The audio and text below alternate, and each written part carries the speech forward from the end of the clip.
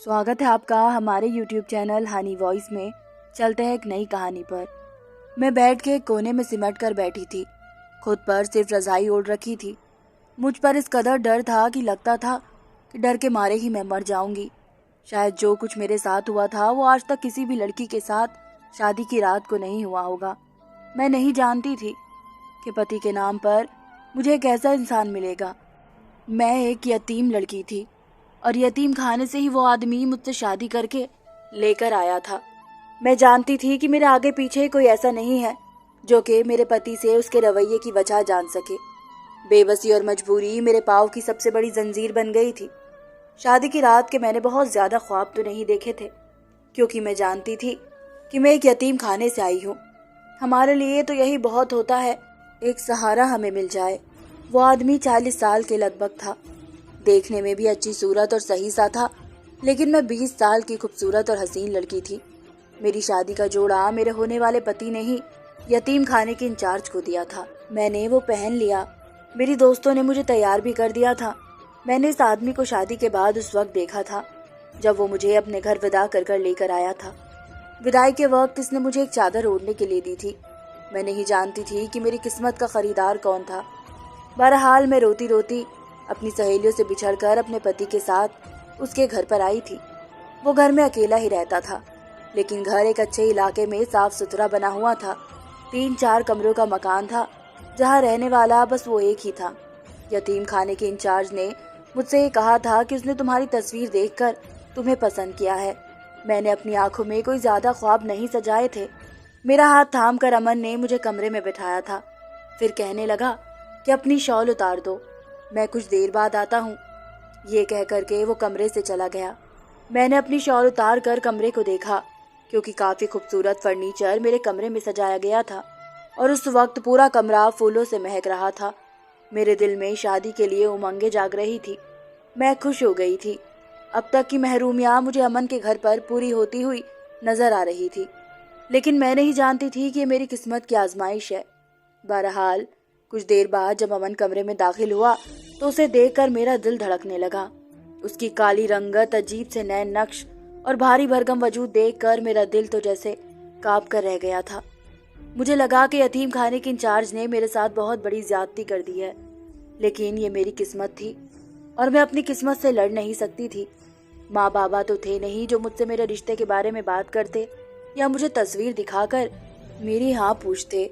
यतीम खाने में तो जो जैसा रिश्ता आ जाए बस लड़कियों को विदा कर दिया जाता है। मैंने अपना दिल पक्का किया और ये सोचा कि होते होते मुझे अपने पति से मोहब्बत हो ही जाएगी। मैं नहीं जानती थी कि वो पति नहीं बल्कि एक पागल इंसान है।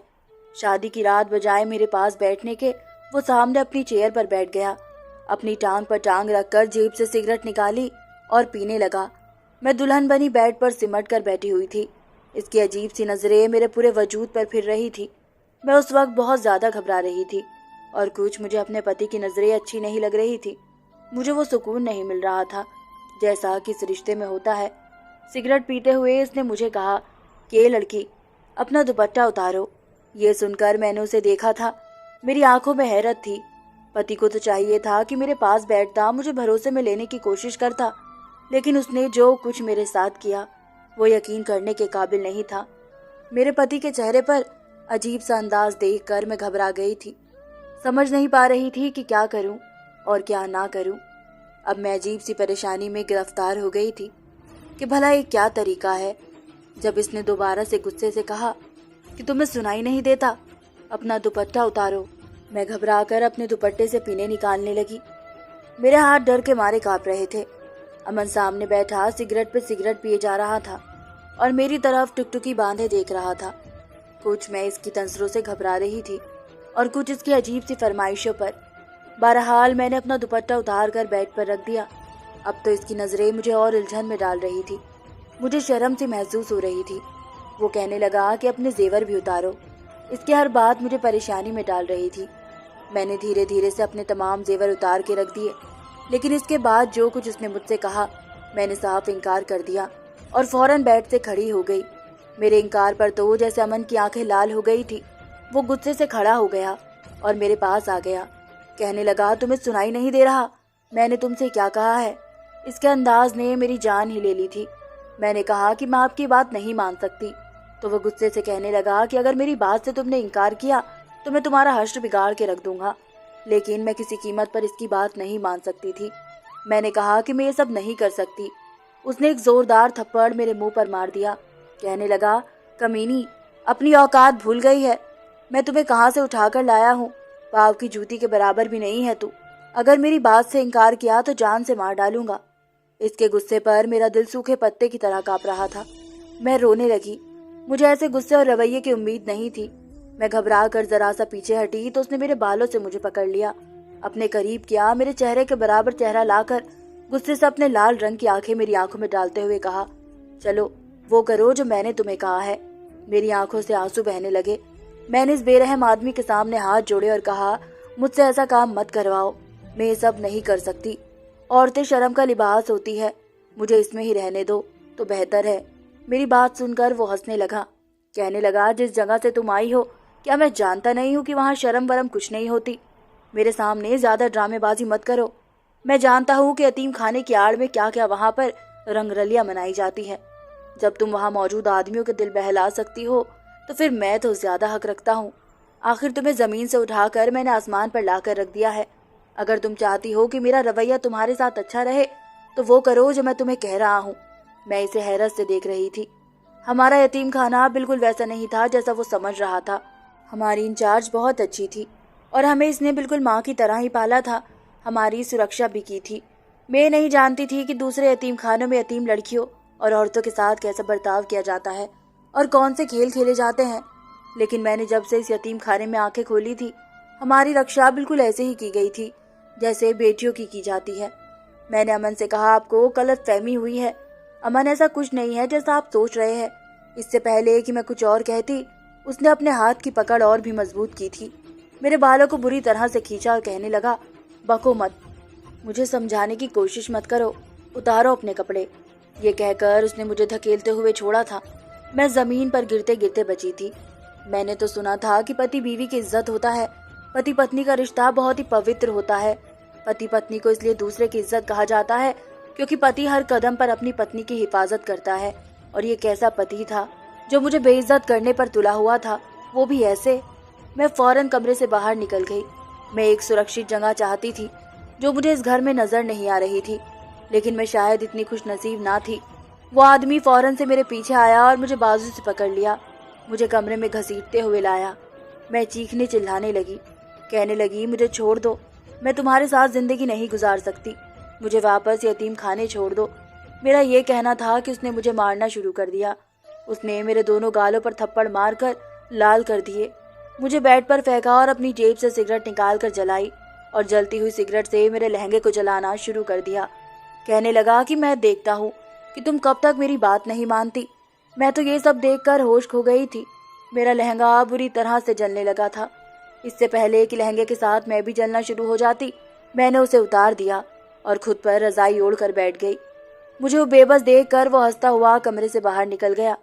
मैं बेबसी से अपनी किस्मत पर रो रही थी और सुबह तक मैं यूं ही रोती रही। जब वो सुबह कमरे में आया तो उसके हाथ में एक शॉपर था। उसने मेरे मुंह पर मार दिया। कहने लगा, इसमें कुछ कपड़े हैं, इसे पहनकर बाहर आओ और मुझे नाश्ता बना कर दो। उसका अंदाज ऐसा ही था, गुस्से से भरा हुआ। मैंने अपने कपड़े बदल लिए और रोते हुए कमरे से बाहर आ गई। सामने ही छोटा सा किचन था। जब मैं किचन में आई तो पूरा किचन गंदा हो रखा था। सिंक में गंदे बर्तन पड़े थे। चूल्हे पर चाय वाली एक केतली थी जो कि बुरी तरह से जल जल कर काली हो चुकी थी। मैंने पूरा किचन साफ किया और नाश्ता बनाने लगी। फ्रिज में हर चीज मौजूद थी, लेकिन पूरा फ्रिज गंदा हुआ पड़ा था। मैंने नाश्ता बनाकर सामने टेबल पर रखा, लेकिन खुद उसके साथ बैठकर नाश्ता नहीं किया। किचन में ही खड़े खड़े मैंने नाश्ता किया और फिर सफाई करने लगी। इस दौरान मैं ये भी देख चुकी थी कि किस कवर्ड में कौन सा सामान पड़ा है। वो आदमी नाश्ता करके किचन में आ गया। उसे अपने पास पाकर मुझे बस एक ही एहसास होता था, और वो था डर का। वो मेरे पास आकर कहने लगा कि जो हरकत तुमने रात को की है, अगर तुमने आज भी वही दोहराई तो पूरा कमरा जलाकर राख कर दूंगा और तुम्हें भी जला दूंगा। ये सुनकर मैं सांस लेना भूल गई थी। ये कहकर वो कमरे से बाहर निकल गया। जब मैं खाना बनाकर किचन से बाहर आई तो वो घर में नहीं था। मैंने सुकून का सांस लिया था, लेकिन रात के बारे में सोचकर मेरा दिल घबरा रहा था। मैं अब तक समझ नहीं पा रही थी कि आदमी ऐसा क्यों कर रहा है। अगर इसे किसी लड़की को जुल्म और सितम का निशाना बनाना ही था तो एक यतीम और बेसहारा लड़की ही क्यों। वो तो बेचारी बचपन से ही दुख सहती हुई अपनी जिंदगी गुजार रही होती है। बहरहाल मैंने सोचा कि मुझे घर से भाग जाना चाहिए। न जाने ये आदमी रात को मेरे साथ क्या हैवानियत करेगा। इसलिए मैं अपने कमरे में गई, छोटे से बैग में अपने कुछ कपड़े डाले जो वो सुबह को लेकर आया था और बाहर जाने लगी। जैसे ही मैंने मेन गेट खोलना चाहा तो मेरे होश उड़ गए, क्योंकि गेट को बाहर से ताला लगा हुआ था और पूरा घर बंद था। घर में कुछ भी ऐसा ना था जो मैं दीवार लांघ कर जा सकती थी। दीवारों के ऊपर भी उसने बड़े बड़े जंगले लगा रखे थे, जिनको लांघना मुझ जैसी लड़की के बस की बात ना थी। मैंने तमाम कमरों की खिड़कियां खोलकर देखी, लेकिन सब पर लोहे के जंगले लगे हुए थे। मुझे लगा जैसे मैं कैदी हूँ। मुझे अपनी किस्मत पर फिर से रोना आने लगा। रोते रोते ही मैंने रात का खाना बनाया था और जब वो आदमी घर के अंदर दाखिल हुआ, मैं डर के मारे अपने कमरे में जाकर दरवाज़ा लॉक करके बैठ गई। मैं उसके आने से पहले ही खाना खा चुकी थी। मैं इसका सामना ही नहीं करना चाहती थी। मुझे उससे डर महसूस हो रहा था। लेकिन 5 मिनट ही मुझे हुए थे कि जब मेरे कमरे का दरवाज़ा ज़ोर से खटका। मेरा दिल ज़ोर ज़ोर से धड़कने लगा। बड़े गुस्से से उसने कहा कि दरवाज़ा खोलो, वरना दरवाज़ा तोड़ दूंगा और तुम्हारा वो हश्र करूंगा कि याद करोगी किसके साथ तुम कमरे में बैठी हो, कौन है कमरे में तुम्हारे साथ। ये सुनकर तो मेरे होश उड़ गए थे। जिस तरह की पाबंदियां उसने लगाई हुई थी, यहाँ कौन आ सकता था। मैंने फौरन से दरवाज़ा खोल दिया। इसने मुझे बड़ी बुरे तरीके से पीछे धक्का दिया और कमरे की तलाशी लेने लगा। कभी बेड के नीचे, कभी पर्दों के पीछे, यहाँ तक कि अलमारी खोल के भी देखने लगा। मैंने कहा, आप कैसी हरकतें कर रहे हैं, यहाँ कोई नहीं है। वो कहने लगा कि फिर दरवाज़ा क्यों बंद करके लॉक कर रखा था, तुम मुझसे झूठ बोल रही हो। ये कहते हुए वो वॉशरूम में चला गया। शायद वहाँ देख रहा था कि मैंने किसी को वहाँ छुपा तो नहीं रखा है। मैं समझ गई थी कि शायद ये शक्की मिजाज का आदमी है।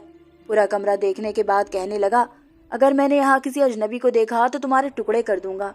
ये कहकर वो कमरे से बाहर चला गया। रात को इस आदमी की फिर से वही एक बात थी जो मुझे मेरी ही नज़रों में गिराने लगी थी। लेकिन इस बार मैंने उसकी खिलाफत नहीं की, क्योंकि मुझ में मार खाने की हिम्मत नहीं थी। मुझे हैरत इस बात पर हुई कि वो आदमी कमरे से बाहर निकलकर चला गया था। उसने अब तक मुझे छुआ तक नहीं था। अब तो ये रोज़ का होने लगा था। वो आदमी मुझे बेआबरू करके बाहर निकल जाता था, पूरी रात कमरे में नहीं आता था। एक रात हमारे घर में चोर घुस आए। मैं इस वक्त गहरी नींद में थी। जब मुझे कमरे के बाहर शोर सा सुनाई दिया, मुझे लगा जैसे मेरा पति किसी से लड़ रहा है।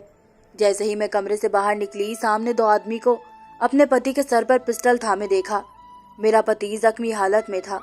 ये देखकर तो मेरी हालत ही खराब होने लगी। मैं फौरन से अपने पति के पास चली गई। उन चोरों को कहने लगी कि मेरे पति को छोड़ो, कुछ मत करना, इन्हें कुछ मत कहना। चोर कहने लगे कि अगर तुम चाहती हो कि हम तुम्हारे पति का कुछ ना कहे तो जो भी जेवर और पैसे तुम्हारे पास है वो हमें ला दो। मैं फौरन से कमरे में चली गई। अपनी अलमारी का लॉकर खोला तो उसमें कुछ कैश था, थोड़ा बहुत जेवर भी था जो कि मेरे पति ने मुझे दिया था। मैंने वो सब लॉकर उन चोरों को हवाले कर दिया। वो पैसे लेकर वहां से चले गए। मैं रोने लगी, बार बार अपने पति का चेहरा और हाथ देखने लगी कि कहीं इन्हें ज्यादा कोई नुकसान तो नहीं पहुंचा, क्योंकि वो शायद उन चोरों से लड़े थे, इसलिए उनके चेहरे पर जख्म थे। होठ के करीब खून भी बह रहा था। मैंने अपने दुपट्टे से उनका चेहरा साफ किया। रोते हुए उनसे पूछने लगी कि आपने क्यों उनसे लड़ाई की, वो भी कुछ पैसों के खातिर। मेरे लिए ना तो ये पैसे अहमियत रखते हैं और ना ही जेवर। अगर आपको कुछ हो जाता तो मैं क्या करती। वो पहली बार मुझे एकटुक देखे जा रहा था, जैसे उसे मेरी बातों पर यकीन नहीं आ रहा हो। कहने लगा कि तुम्हें मेरी इतनी परवाह क्यों हुई। मैंने कहा, इसलिए कि आप मेरे पति हैं। मुझे आपकी परवाह नहीं होगी तो और किसकी होगी। मेरी बात सुनकर इसके चेहरे का एकदम से रंग उड़ गया था।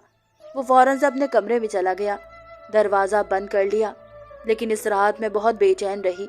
बार बार मेरा दिल यही सोचकर डरता रहा कि अगर मैं वक्त पर ना पहुंचती तो वो चोर मेरे पति के साथ न जाने क्या कर बैठते। मेरे पति ने मेरे साथ भले ही कोई अच्छा रवैया नहीं रखा था, जितना जलील वो मुझे कर सकता था करता था। वजह तो मैं नहीं जानती थी, लेकिन जो कुछ मेरे साथ हो रहा था वो जुल्म था। इसके बावजूद मैंने उसके साथ अच्छा ही रवैया रखा था। उसकी पसंद का खाना बनाती थी, पूरा दिन उसके काम करती थी। कभी ऐसा नहीं होता था कि उसे किसी चीज़ की ज़रूरत हो और मैंने वो पूरी ना की हो। मैं जानती थी कि मेरा पति शक्की मिजाज का है, इसलिए मैं तैयार बिल्कुल नहीं होती थी, बिल्कुल सादा रहने लगी थी। अब तो मेरे पति का रवैया भी कुछ बदलने लगा था।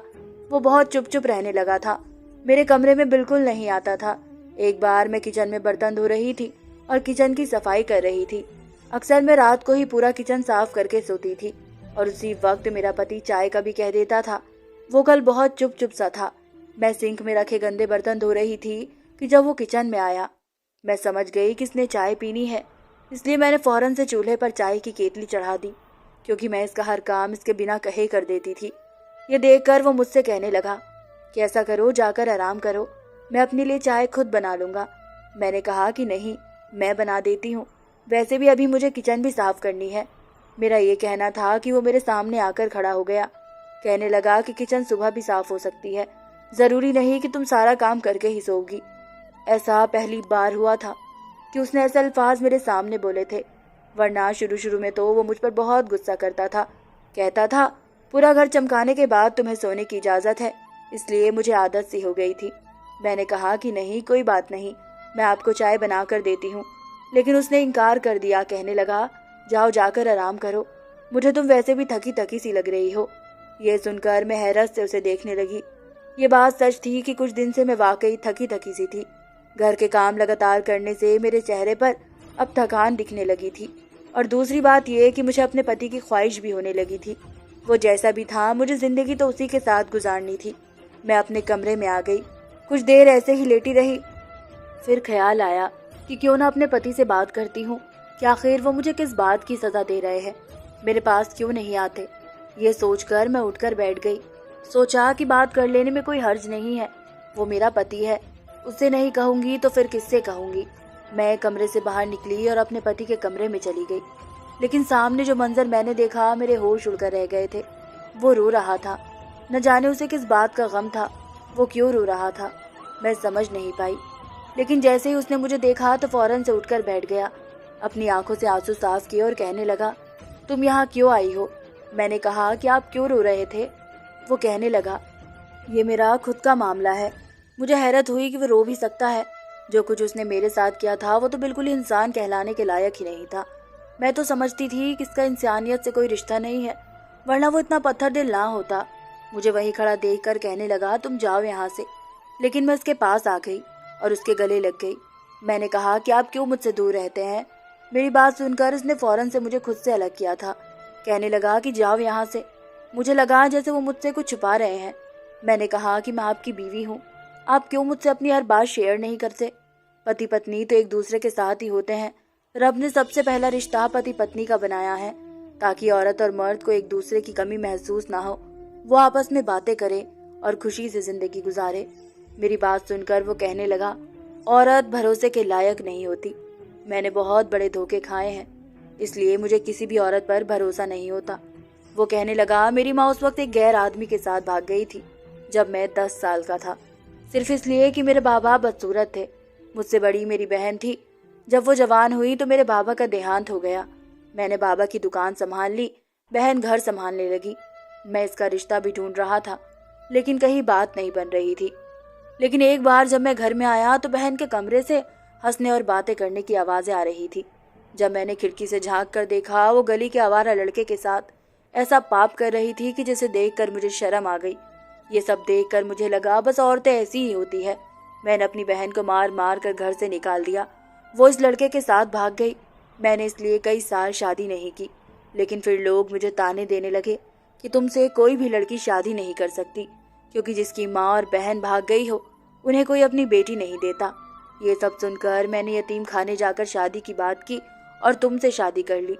लेकिन तुम्हें देखते ही मुझे अपनी माँ और बहन की हरकतें याद आने लगी, इसलिए मैं तुमसे इस बात का बदला लेने लगा। लेकिन जिस दिन चोर घर पर आए थे तो तुम्हें अपने लिए इस कदर परेशान होता देखकर मुझे हैरत हुई थी कि जैसा रवैया मैंने तुम्हारे साथ रखा, तुम्हें तो मुझे मरवा देना चाहिए था, लेकिन तुमने सारा पैसा और जेवर उन चोरों को दे दिए। मेरे लिए तुम रो रही थी। ये देखकर मेरा ख्याल तुम्हारे लिए बदलने लगा, लेकिन मुझे अपने रवैये पर शर्मिंदगी होने लगी, इसलिए तुम्हारे पास आने की हिम्मत नहीं कर पाता था। मैं तुम्हें अपने काबिल नहीं समझता। ये कहते हुए वो रो रहा था। मैंने कहा अमन, मेरे दिल में आपके लिए कोई गिला या शिकवा नहीं है, अगर था भी तो वो ख़त्म हो गया है। जो कुछ अमन की माँ और बहन ने किया था वो वाकई गलत था, इसलिए अमन के दिमाग में हर औरत के लिए ऐसी गलतफहमी पैदा हो गई थी। धन्यवाद दोस्तों।